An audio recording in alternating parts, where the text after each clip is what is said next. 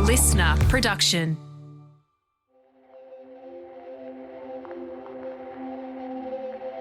Does your family have a favourite recipe, a meal that feels like home? For Mario, that was his wife's famous spaghetti and meatballs. But one evening, what should have been a comforting dish left him feeling uneasy. And then it happened again and again.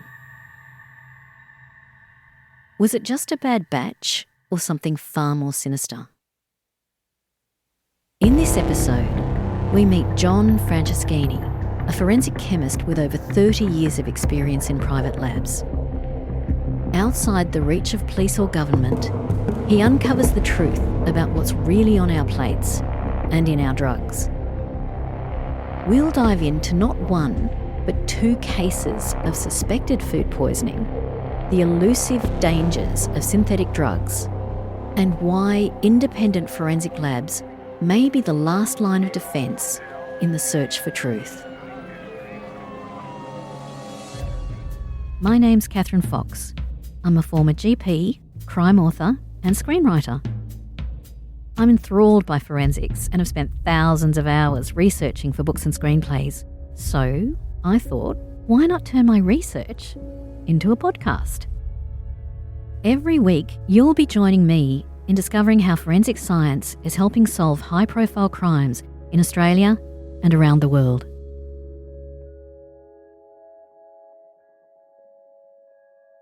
We're a private forensic laboratory, which is a little bit unusual. So we're not attached to the police or any part of government. We're a commercial organisation.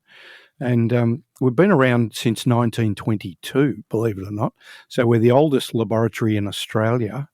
And we've been doing forensic work since 1922, which is quite extraordinary. So we've got a lot of experience in a lot of what I'd call industrial matters where chemistry is involved, and chemistry is the key to answering a problem. And the word forensic in our sense is that we are likely to end up in court as a result of the work we do. And so we've got to do everything on that basis, that we may end up in court and defending our reports, our testing, and our results. So that's the forensic part of it. We work with the police from time to time where it's required, and we work against the police if the defence team identifies a problem potentially with the forensic evidence. And so they'd like it looked at by someone independent. Just out of curiosity, in the 1920s, what were they testing for chemically to require a lab? The lab was ostensibly a dairy laboratory working for the dairy industry at the time. And they managed to have some fairly serious issues with milk supplies where I believe it led to deaths or quite a lot of illness. And so our chemists were asked to investigate at that time what was going wrong with the milk. I don't know a lot about that specific case, but certainly that was the starting point of the laboratory branching away from their general chemistry that they were doing day to day. Suddenly they became investigators, investigating an issue that was a public interest, of course. And so poisons were probably more commonly available to the average person. And so, so the people with the wrong idea obviously could get up to mischief much more easily in those days than they probably can these days. I mean, I've looked back at some of the things that they were doing, and they'd be given samples of heroin and cocaine and things like that. And these were products that were being given to children back in the 1920s, and they'd contain cocaine, for example. And so it's quite interesting the change in the way things are looked at now to back then. I was astonished to learn that you actually test food at the general public's request, something like as innocuous as meatballs. Who would be sending food to be tested by a forensic laboratory? It could be a range of reasons why someone wants a food substance tested, but it's not unusual for people to come in and think that perhaps their food's been tampered with by someone, often someone they know, and that it may have been poisoned. They will come to us perhaps had quite a severe reaction to some food, or stomach cramps, or just feeling really ill, and so obviously there's something going on in the background that we don't particularly need to know about, but they may come to us and say, "Well, I want this food tested. Could you tell me if there's any poison in it?" That is not an uncommon question.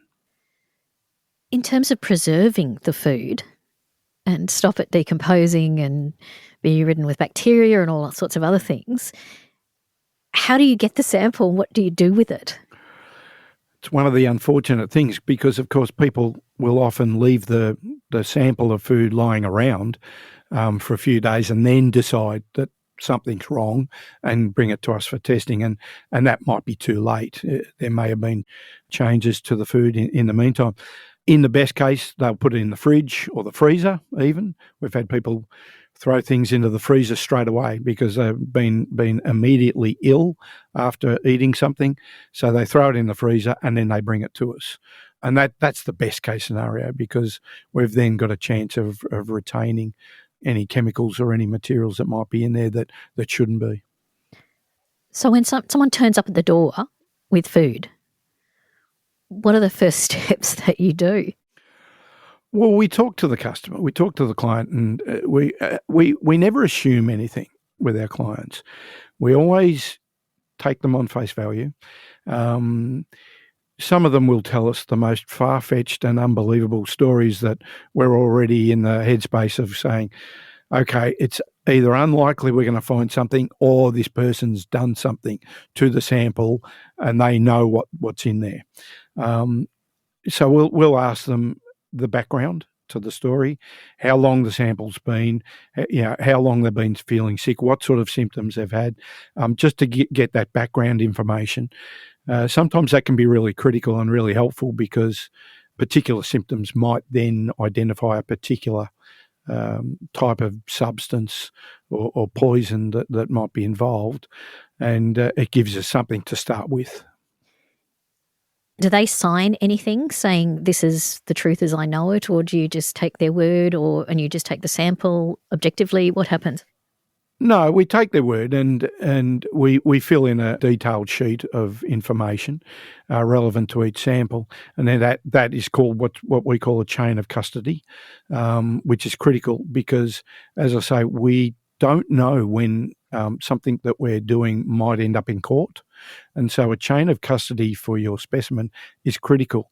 So who handed it to us, who received the sample, all of that has to be logged very carefully because that becomes critical if there is a legal or a court case where we have to appear and let's face it, swear an oath that we're telling the truth and we've done everything in accordance with good scientific practice.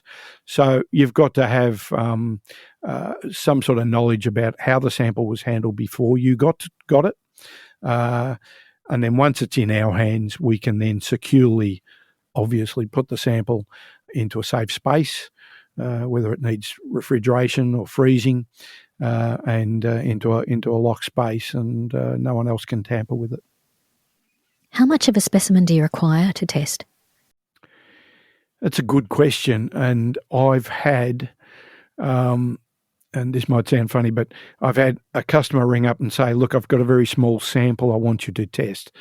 I've got it in a plastic bag, and I said, how big a sample do you think it is? And his answer was probably only a couple of atoms.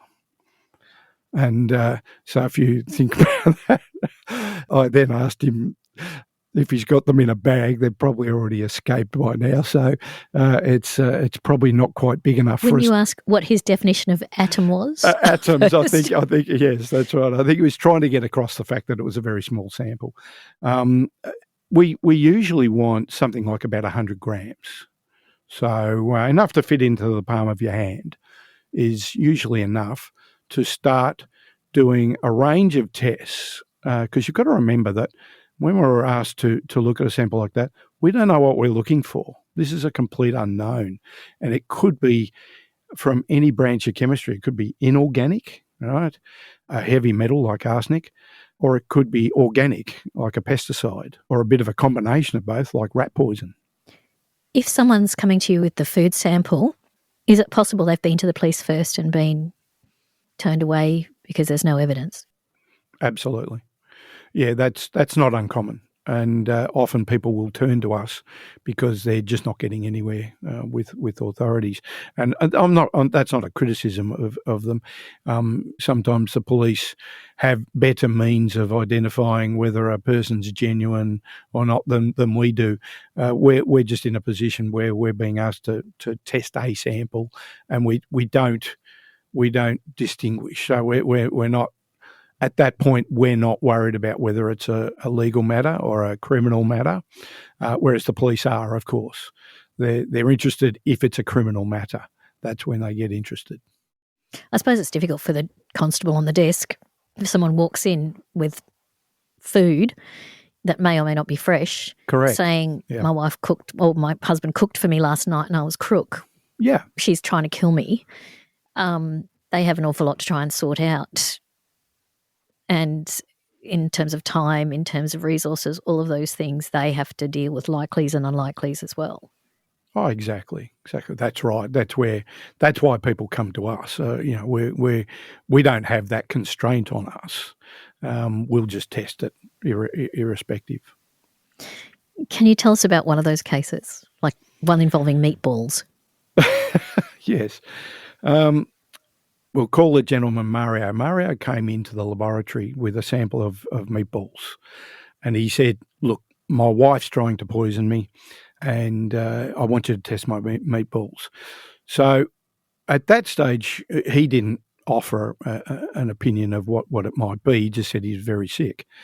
And so we set about testing the meatballs for a range of what I'd call generic sort of poisons that we have in the laboratory that we know of.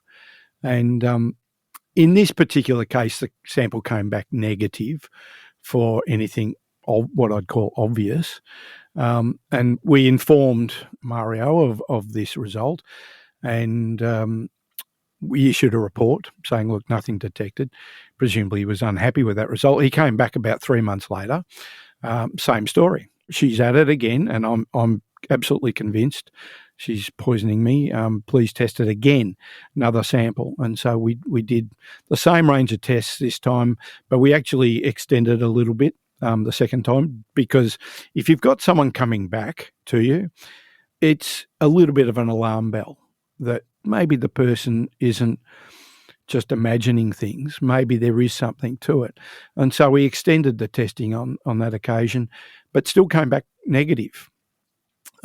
Which was interesting, and I guess a bit frustrating for Mario. How many sort of things would you be testing for?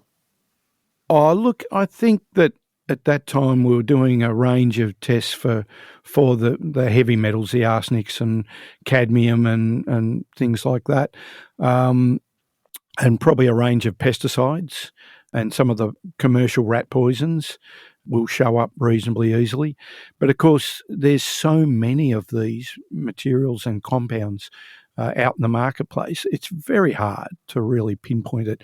You're really just looking for what I'd call markers in the general chemistry. Even things like a very basic pH test could tell you something is going on with a particular product. If you tested something and it came back with a pH range, for argument's sake, and that's a very simple test, but if it came back with a very unusual pH for that type of product, that would start you on a journey of looking elsewhere.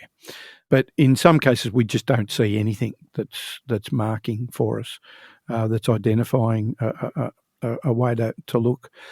But so we would, as I say, conduct tests for what we'd call the obvious things. And if we're not getting anywhere, then we might look a bit further, but we're still looking at the general chemistry, the pH, the conductivity, the salt content, things like that might be giveaways. And if we're not getting anywhere, then we're really into difficult territory where we might have to do quite complex chemistry, which would, unfortunately, for the client, would cost a lot to do. It's not a cheap exercise to then start looking at these very complex chemical constituents.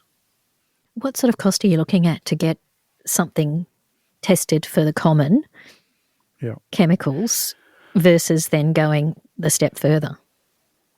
Oh, look, it varies, but you could be looking at sort of up to $1,000 even to do what I'd call a general assay and screening that still covers a reasonable number of items. And if you really want to get complicated about it, you're sort of in the $10,000 to $20,000 range, because you're putting really complex chemistry and complex extraction techniques, and then chemistry like chromatography with mass spectrometry and things like that. Inductively coupled plasma techniques, which allows you to identify all the metals all at once and things like that.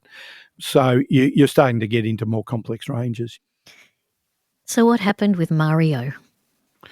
Okay, so this was an interesting story.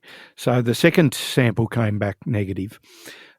We gave him the report, and we didn't hear back from him for a little while, and then he eventually came back again, third time, and of course, alarm bells are ringing all over the place for us.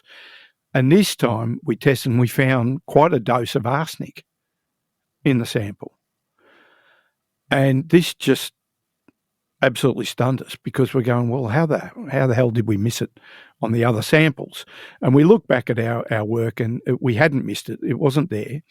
But it was there in copious quantities in the third sample. So your margin of error was not that great to have missed it the first two times. Not a chance. And so the theory came back from the laboratory that this had been a deliberate addition to the sample, and it was testing us to see if we could detect. And so there's nothing much we can do in that space. All we do is report the result. We came back and we said, yep, arsenic found. Here's your report.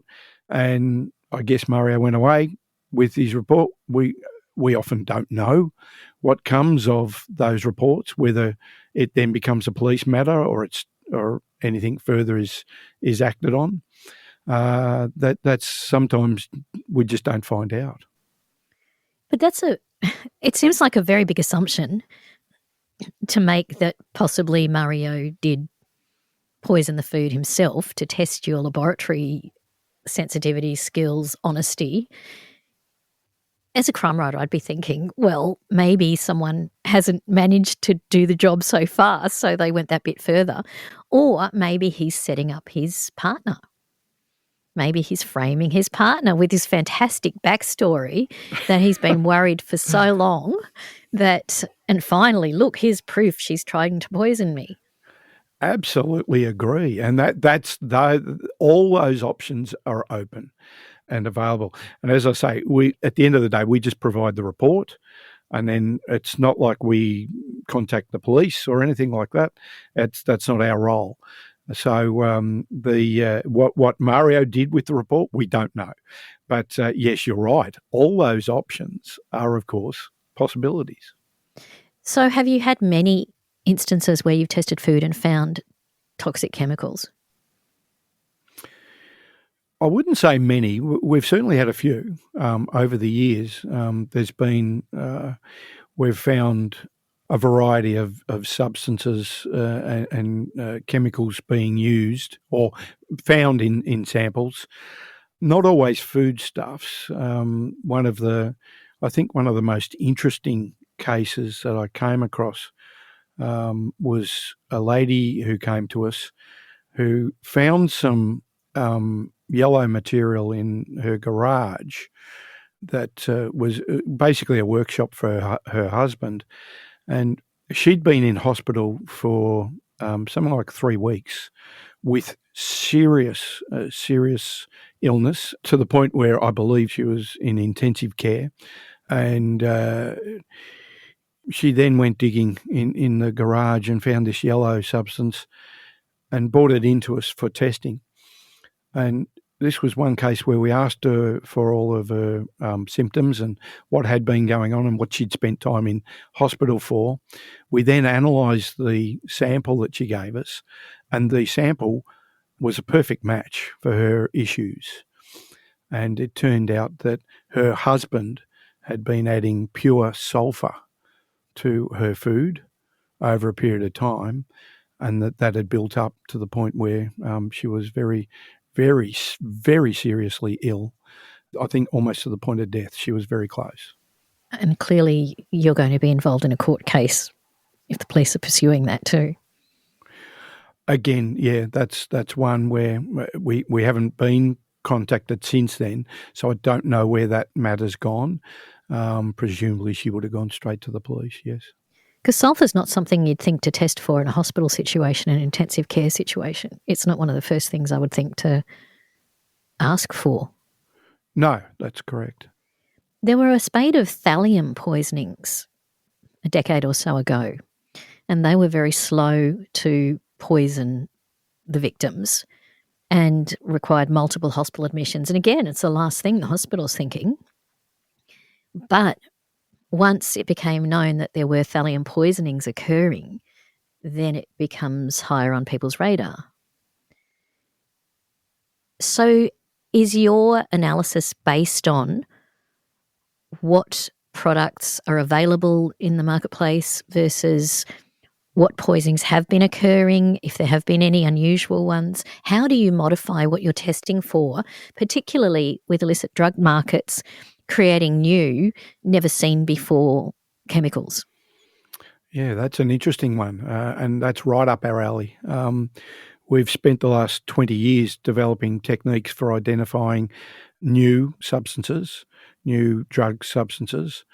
What happened was there was a period of time where the synthetic cannabinoids were flavour of the month and being used and being put out into the marketplace in things like potpourri and in other products, shall we say, that were commercially available, but people, kids in particular, knew that they could go to a store, a particular type of store, and purchase a product that was probably laced with synthetic cannabinoids.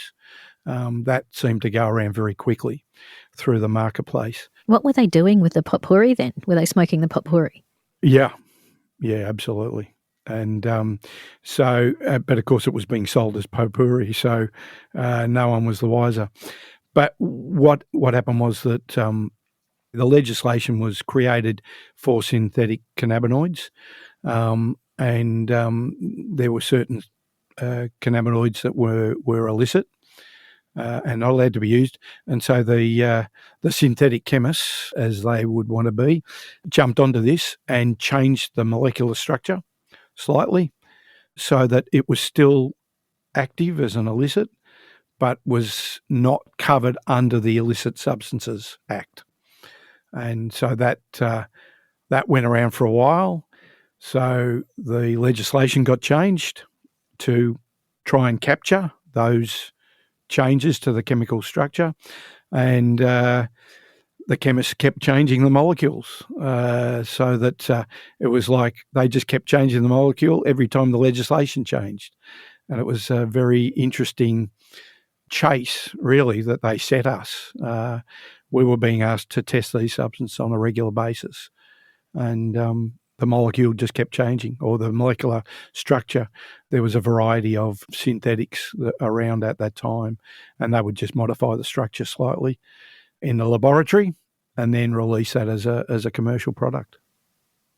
I suppose the sort of common concept of a drug dealer is an amateur chemist, not highly skilled chemists who are extremely up to date and extremely talented at what they do. Yeah, I think Breaking Bad probably changed the ideas around that a little bit. In that case, you had a good chemist who was able to synthesize very good, high-quality methamphetamine in that case. But that's exactly right. The chemists were always a step ahead of the legislation. Of course, the legislation can't keep up if they keep modifying. You know how legislation works and how slow that can be. But I'll give them credit. By the end of that sort of process, I would say a couple of years ago, they were very, very quick at changing the legislation to capture the all the potential changes to the molecules that might be made.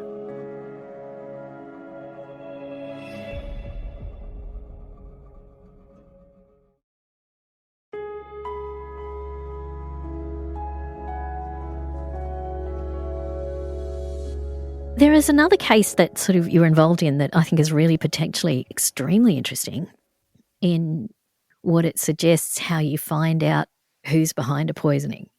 It involved a confectionery company. Yeah. I won't name anything, but there was a very well-known confectionery product that you and I have probably both consumed, and the manufacturer was held to ransom with threats of poison being added to the product. Now, this was a police matter because it was criminal. So police forensics were involved, and they'd uncovered some unusual substances, but they couldn't identify them. And they were really struggling with it and just could not get a grip on what the compounds were. And so they actually came to us and asked us to assist because they felt that it was down the path of being a bit more industrial, an industrial chemical that they were dealing with. And so they wondered whether our databases might be better suited to trying to match these compounds.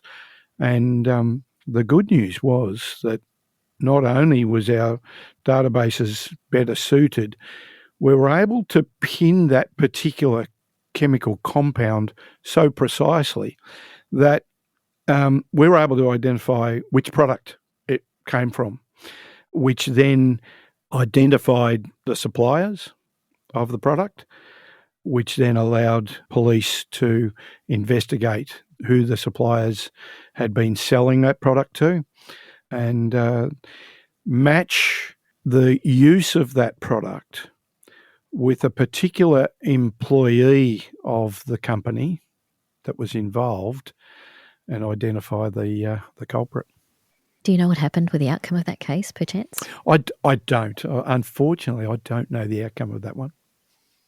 That's actually a good thing, because if you're following it really closely before, during and after, you could be accused of bias. That's true. I think that's one reason the company's been around for over 100 years, is it's always maintained complete independence. We don't care whether we're working for government, for police, or an an individual or a major organisation. We might work for the EPA or WorkSafe. Maintaining your independence is critical to a facility like ours, and we've managed to do it for a long time. Have you been involved in drink driving, testing samples as well?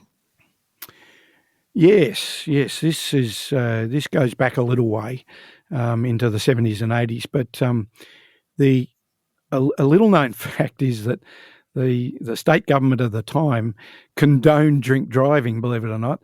They were saying that you could consume 5 drinks in the first hour and stay under 0.05. And what happened was people were being breathalyzed by constables out on the road using a Smith & Wesson breathalyzer. Smith & Wesson as in the gun manufacturers. And they manufactured a breathalyzer that was being used in those days you would blow in the box and it would give you a reading, and you were then charged if it exceeded 0.05. Our chemists evaluated the equipment and the science around the use of the breathalyzer, and they found a lot of anomalies, a lot of problems with it. It wasn't quite as straightforward as it looked. A person on a drink driving charge in those days could defend themselves. They could actually take it to court. Rather than pay the fine or lose their license, they could actually defend it in court. And so as our team found a problem with the breathalyzer, that would come up in a court case, and the person would often get off the charge on the basis of that, because it was, if the science was accepted, then it might mean that charge of 0.05 was thrown out. So the state government obviously saw this happening and changed the legislation. And so every time there was a successful case, they would look at how the case had been won by the chemists, and then identified that loophole and closed the loophole. And so to the point where I could sort of claim that our chemists, amongst some others, but certainly our guys were key in this, were responsible for that legislation being extremely watertight these days, to the point where once you're breathalyzed, as you know, that's it. You're guilty without the option really of defending yourself. So it's one of the few cases where you're just guilty as charged. Okay, so there are still some defences launched, and I guess there will be in coming years with drug driving. Hasn't been quite as big an issue. The processes are the legislation is much better now, but it's on the back of those loopholes being identified and closed. So as a consequence, those boxes are no longer used? No, you've got way more sophisticated equipment now, more accurate, more reliable, but also the legislation has been changed so that there are way fewer means of trying to get around a charge. Are there any other cases that reflect the breadth of the work that you're doing? Yeah. Again, this dates back a little way, but there was a rally driver by the name of Stuart McLeod who was killed in South Yarra in his flat by a bomb. A couple of people were charged with that crime, and then the forensic evidence was shopped around to not just our chemists, but to a couple of other independent chemists around Melbourne, and a lot of flaws were found in the evidence that was being led by police at that time, to the point where when it got to court, the forensic evidence got thrown out and the charges got dismissed.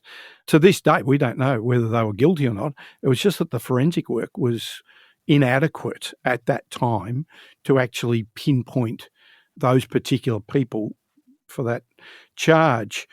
I guess the good thing is that forensics are then able to look at those sorts of inadequacies and improve on them. So hopefully the long run is our forensics gets better, and the evidence being led is then better. Do you recall in the bombing case what the problems were with the forensic evidence that was collected at the time? I believe that there were nitrates and nitrites detected on some of the equipment that the particular individuals who were charged had, and they were basically charged just on that basis. But it turned out that the particular industry that they worked in also had a lot of these compounds in them, and so all their clothing and things like that were all positive for nitrates and nitrites, and that hadn't been factored into the forensic evidence. So the context was critical. Correct, yeah. That they worked with these substances. Correct. Probably a bit more of a current one, actually. Our laboratory has for 20 years plus done pill testing. Okay, so we've been available to the public to test their pills. People can walk in off the street and have their pill tested, and we'll tell them whether it's what they think it is. Is it cocaine? Is it ecstasy? Whatever it is. Are you under any obligation to notify the police if you find certain substances? No.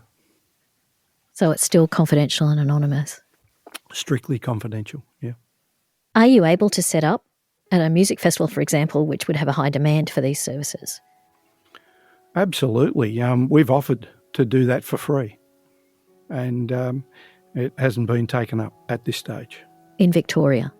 In Victoria. John, thank you so much for sharing all this and for informing us, and I hopefully feel better informed. And I hope the work with the music festivals goes well, and I hope you continue to be involved in orchestrating change for the better. So thank you for joining us. Thank you for having me.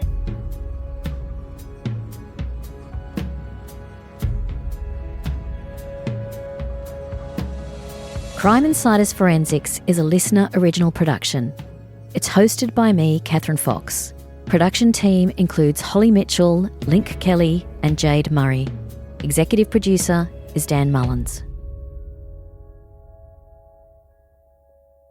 Just before you go, I wanted to let you know about an amazing new podcast the team here at LiSTNR has released. It's called Crime in Focus, Killer Charm. It's a fascinating story about a woman named Sharon Graham, or Muffin, who convinced a lover to kill her ex and another to aid in the cover-up by using a wood chipper. It's a tale of manipulation, greed, and control that asks how someone can be capable of this awful crime and if anyone saw the signs before things turned fatal. Crime in Focus, Killer Charm is out now only on the LiSTNR app.